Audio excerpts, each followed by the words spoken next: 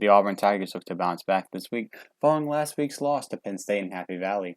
This week's opponent is Georgia State, and it's the first meeting between the Auburn Tigers and the Georgia State Panthers. Auburn opens up as a 27-point favorite at home, and Bo Nix looks to correct the ship on offense following a lackluster performance. Georgia State will get the scoring started early with this field goal, and that would give them the 3-0 lead early in the first. Nehemiah Pritchett returned the ensuing kickoff 72 yards to give Auburn great field position. The Auburn drive would stall, but Anders Carlson would knock in a field goal to tie it up at 3. Auburn relied on special teams yet again to get into Georgia State territory, but that drive would stall as well, and Carlson would knock yet in another field goal to give Auburn the 6-3 lead heading into the second quarter. The Auburn offense really struggled in the first half, and in the second quarter, Georgia State dominated as they outscored Auburn 21-6. Heading into halftime, the Georgia State Panthers would lead number 23 Auburn 24-12. Auburn special teams would shine yet again as they blocked the punt and recovered it for a touchdown in the third quarter. The Auburn offense still was struggling, but the Georgia State lead was cut to 5 thanks to the special teams.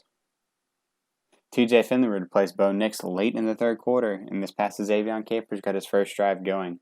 The penalty would move them into field goal range, and Carlson would come out, but he couldn't convert the field goal. The lead stayed at 5.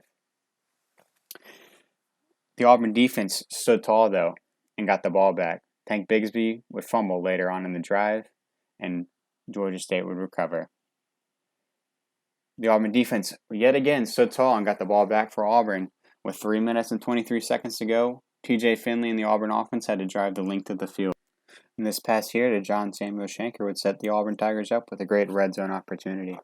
And on 4th and goal with 55 seconds left, TJ Finley scrambled in the pocket before finding Cedric Jackson in the end zone for the Auburn touchdown.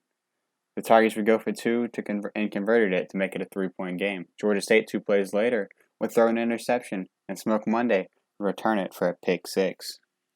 This would give Auburn the final scoreline that it needed to win 34-24. And Brian Harsin and the Auburn Tigers will look to build on this as they head on the road next week to LSU. For Eagle Eye TV, this is Jake Gonzalez.